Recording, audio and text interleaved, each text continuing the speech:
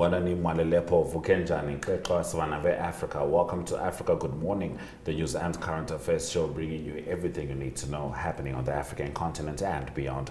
You are joined by Ashwin Berry and Glenora Shipura as we edge towards the memorial and burial of the late president, third president of the Republic of Namibia, Dr. Hage G. Geingob. We continue to mourn with the nation and the Geingob family at large.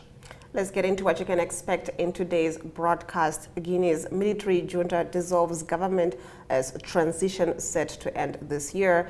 Sudan war sends malnutrition rates up across the region, according to the WFP. Police officers arrested while drinking despite ban. Arrie Hougaard will also be filling us in on the news making waves in South Africa. Do stay tuned for these and more on Africa Good Morning.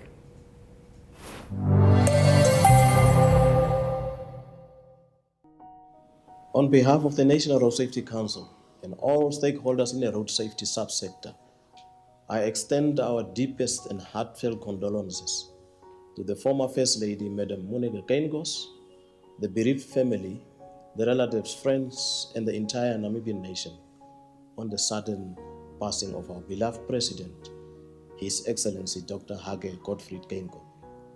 His leadership, resilience, and firm belief in systems, institutions, and processes will forever be kept and cherished in our hearts, as well as his belief in unity, inclusivity, and equality. I, on behalf of the National Road Safety Council and all stakeholders in the road safety subsector, join the rest of the nation in mourning the passing of our distinguished leader. May his soul rest in eternal peace.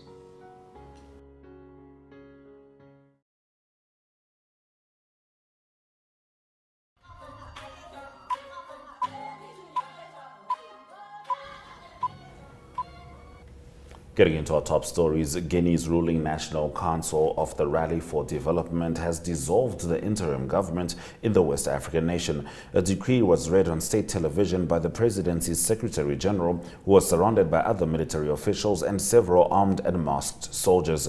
The decree provides that directors of cabinet, secretary generals and their deputies will be in charge until a new government is formed. Amara Kamara did not say when a new administration would be appointed. Ibrahima Sori Bangora, Chief of Staff of the Armed Forces, said in a communique dated Monday that members of the dissolved government had to return their vehicles and passports as soon as possible.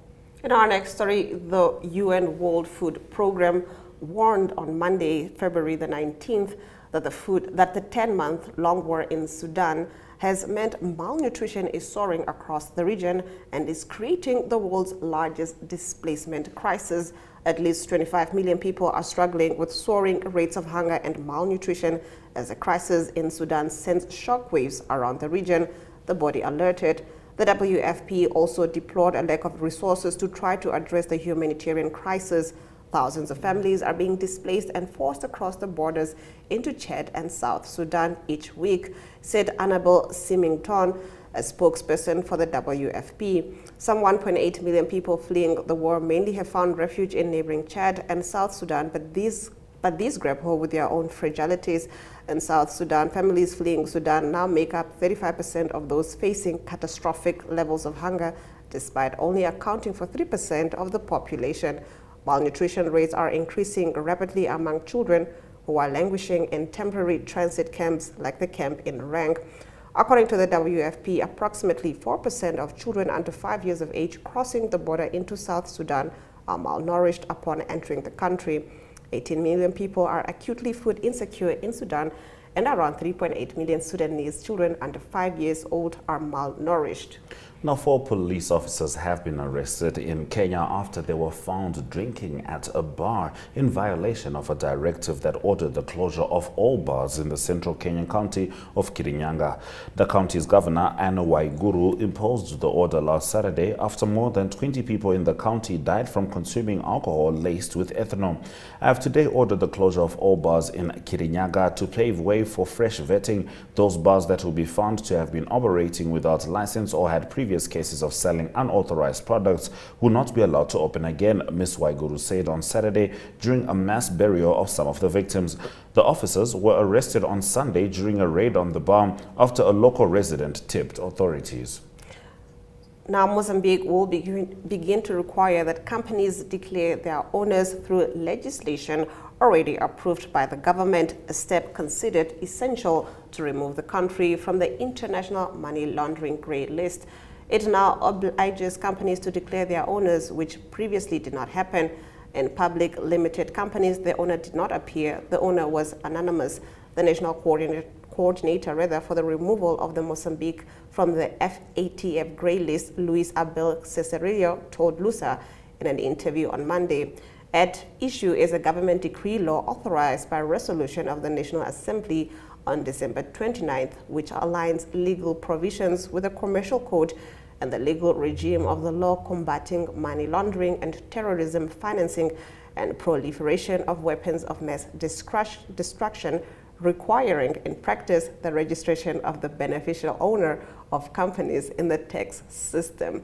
Now, the owner could create several companies and never appear. Also, from an accountability perspective, he did not appear. All right, in the last of our top stories, animal welfare charities have welcomed an African-wide ban on the controversial donkey skin trade. It will make it illegal to slaughter donkeys for their skin across the continent. Demand for the animal skins is fueled by the popularity of an ancient Chinese medicine called ejiao, traditionally made from donkey hides. Those have been our top stories on Africa. Good morning. Are you concerned about the donkey? I mean, we have, a community that likes donkeys here. Donkey meat, yeah, but yeah, the donkey skin. meat. Just yeah, I didn't know about the skin as well. Not for the skin. Leave the skin alone. All right, those have been our top stories on Africa. Good morning. After the break, we talk to Arrie Hougaard as the South African election nears. Neo Paints has established a 67-year Namibian legacy, creating personalized paint solutions that blend quality and innovation for the Namibian people. We pride ourselves in being a 100% Namibian-owned company, investing in our country and our people by employing and empowering true Namibians. With every brushstroke, Neo Paints commits to our quality guarantee and always delivering a coat of excellence.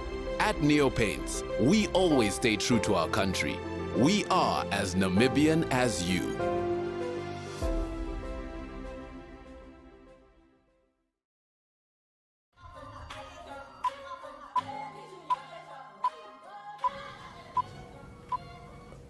All right, so national elections have been announced by President Cyril Ramaphosa of South Africa. They are slated for May the 29th. And my, oh my, are we expecting tons of news with regards to that. But first of all, let's talk about how the political parties are continuing to intensify their campaigns. Good morning, Arrie. Take it away. Yes, very good morning, Ashwin. Yes, intensifying indeed. There's lots of action all over. And it is, at least we have a date now, the 29th, as you mentioned, of May. It will coincide with the celebration of 30 years of since independence and new South Africa. So that will be a celebration as well at the same time. So hopefully all the voters will come out to vote. There's been good action in registration of new voters, and there's the action from one of the launches of the political parties, the manifestos, that is the EFF. Lots of people that got into Moses Madiba Stadium, so there's a strong build-up for the EFF as well. And then they're good to assess with party. Still a big challenge for the ANC in KwaZulu-Natal. That is former President Zuma talking to a group of supporters there. It is understood that they're good to assess where it might have enough support in KwaZulu-Natal to challenge the ANC actually to have more votes in KwaZulu-Natal. Also the DA that launched their manifesto, all the parties telling what they were giving their promises. Lots of promises coming out, by the way, from job creation to economic wealth, and from fixing the power and ESCOM. So that's typical of leading up to an election. We'll see how many of those promises actually can be addressed. So at the moment, at least we have a date. So now we can focus on who to vote for. Well, let's see if these political speeches and promises do follow through. As South Africa the unemployment rate rose again in the fourth quarter. Yes, it is concerning. It's now the second consecutive quarter that there was a decline in the jobless rate, so to speak. It's from 31.9% now 32.1%, so it's now above 32%. And even 2 percentage points, that doesn't sound like a lot, but it equates to 50,000 people. So it's 50,000 people more that's officially unemployed. So to compare it, maybe quite recently, 2013, it's not long ago, it's 10 years, 11 years ago, the unemployment total was 4.8 million people. Now it's 8 million people. It almost doubled since 2013. So it's a slide that needs to be stopped. Industries that battled in the fourth quarter that's down is construction, also trade and manufacturing, agriculture as well, lost some jobs. Some of the industries that gained some jobs again, that showed growth, was in finance and transport and mining, and also in private households, they call it. Let's say hopefully the unemployment can be addressed, but now it's a big volume. It's 8 million people in South Africa. Yes, indeed, truly a big issue, particularly as we head on over to elections. Now, Transnet inabilities to restore the railway industry continue to affect the mining industry in a big way. I'll just repeat that.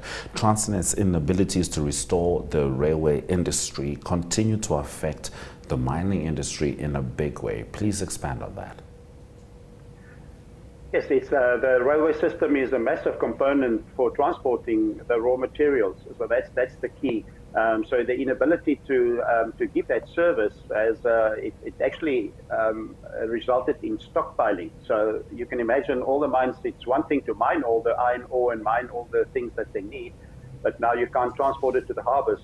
So those mines are not on the coastline, so it needs to be transported. So it's what happened now. It is Kumba iron ore. They say they have to cut 500 jobs because of that. So they need to manage the stockpiling of iron ore. So they need to slow their production. So that is very sad in a way. It is currently about 35.7 million tons that iron ore that is produced. They can produce more, but they're going to manage it, that it is for the next 3 years constant to that. Anglo-American also, platinum mines also have a 12% cut in their personnel. So there's challenges. So hopefully that can be addressed by Transnet, and hopefully also the Minister of Finance will get to the story now when he talks about his budget, will show plans that Transnet can be turned around. Now, getting into the last of your story, the Finance Minister, Enoch Godongwana, is about to make his budget statement as South African markets mostly traded in the red the last few days. Can you get into this? Yes, I kind of feel for the minister. It's going to be a tough speech for him. There's some green on the markets and there's lots of red on the markets. The reality is South Africa collectively, government and individual persons, SA debt is 5.2 trillion. So that is a big number of debt that we first need to work away. The companies, the trading on the JSE has been battling the last few years, like famous brands were down 4.6% yesterday. Impala Platinum also down 4%. Pharmaceutical companies did a little bit better.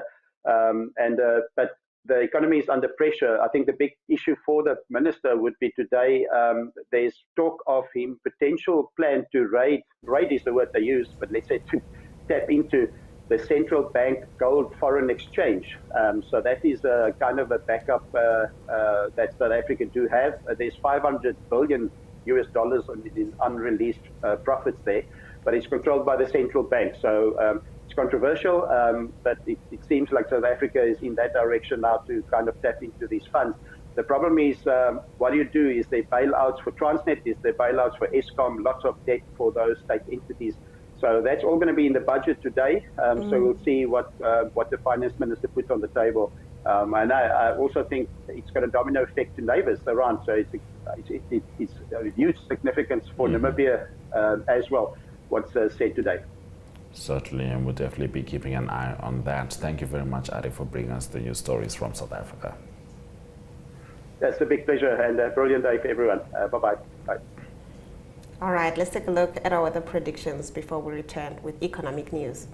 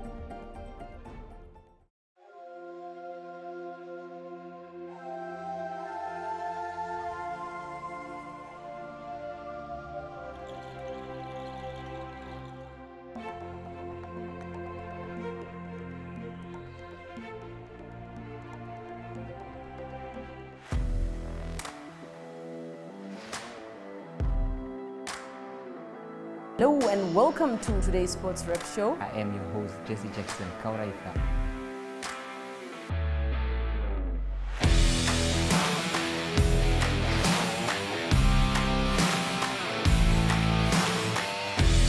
In replay, Namibia, who had won the toss for the first time on this tour. Good day everyone, time for international sports news, starting off with tennis news, both on the WTA for women's and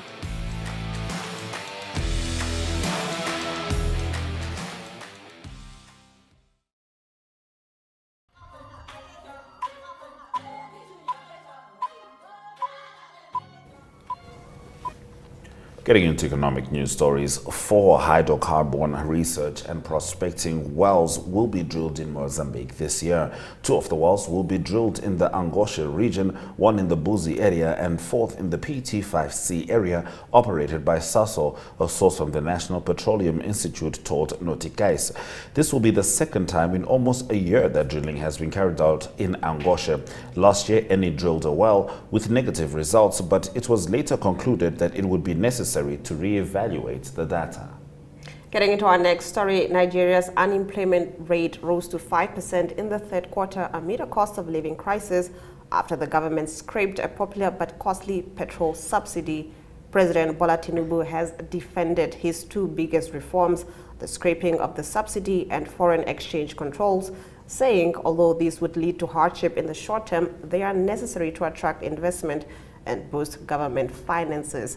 The unemployment rate rose from 4.2% in the previous quarter, according to data released by the National Bureau of Statistics late on Monday. The jobless rate among young people aged 15 to 24 rose to 8.6% from 7.2%.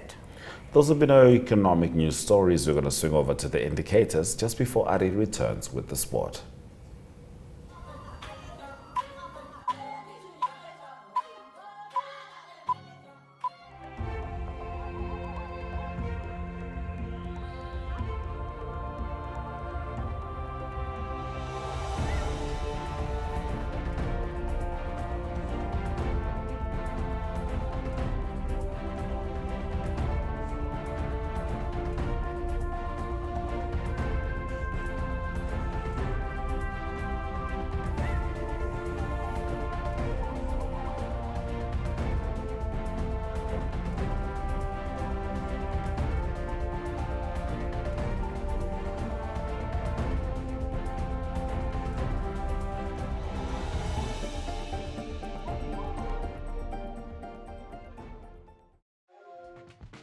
Welcome to My.NA Cars, your ultimate destination for everything automotive.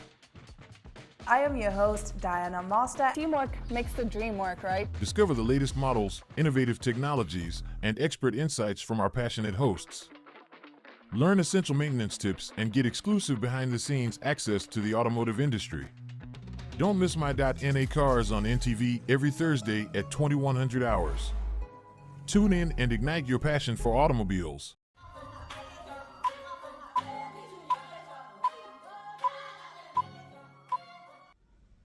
Good day everyone, time for international sports news, starting off with men's tennis first on the ATP Tour.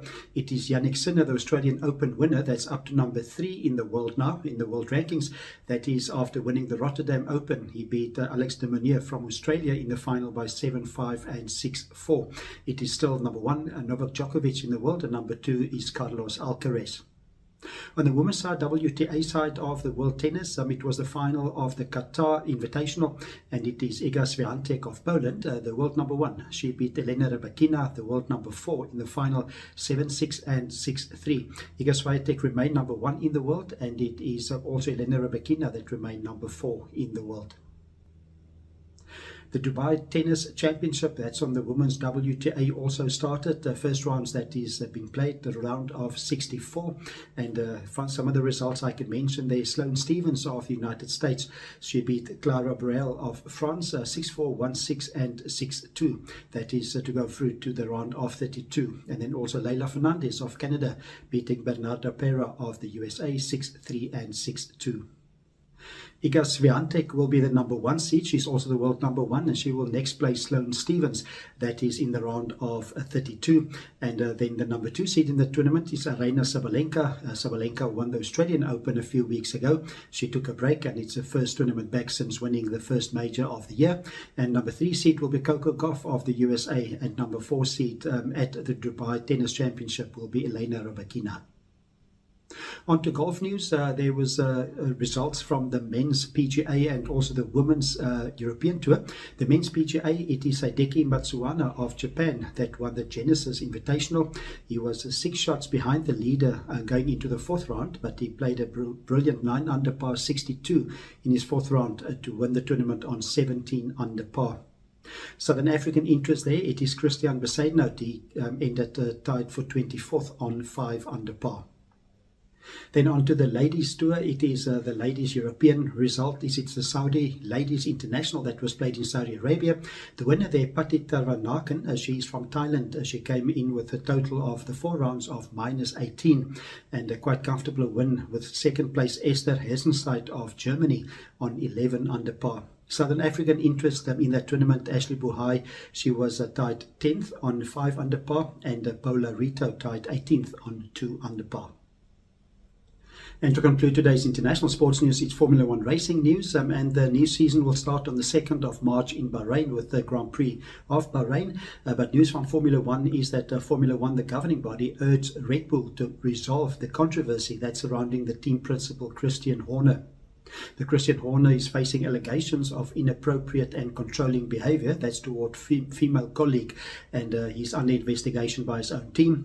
He saw a judge for several hours on the 9th of February. That is part of the investigation, but it has not been concluded yet. So Formula 1 urged Red Bull to resolve the issue. It is Red Bull that will do testing. That is also at Bahrain from the 21st to the 23rd of February. And again, the 2 racing drivers for Red Bull will again be Max Verstappen, the champion of 2023, and his teammate this year will again be Sergio Perez. The first race starts on the 2nd of March in Bahrain.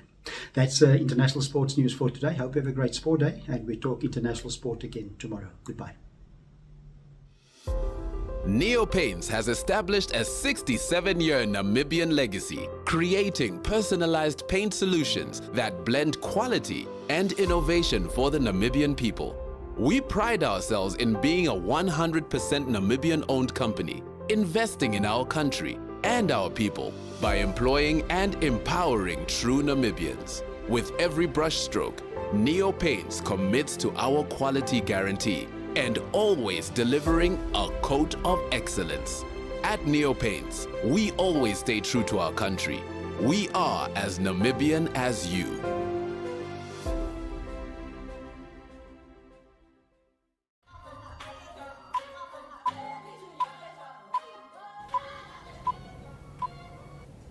Thank you for staying with Africa. Good morning. Throughout the broadcast, let's head into the highlights. Guinea's military junta dissolves government as transition set to end this year.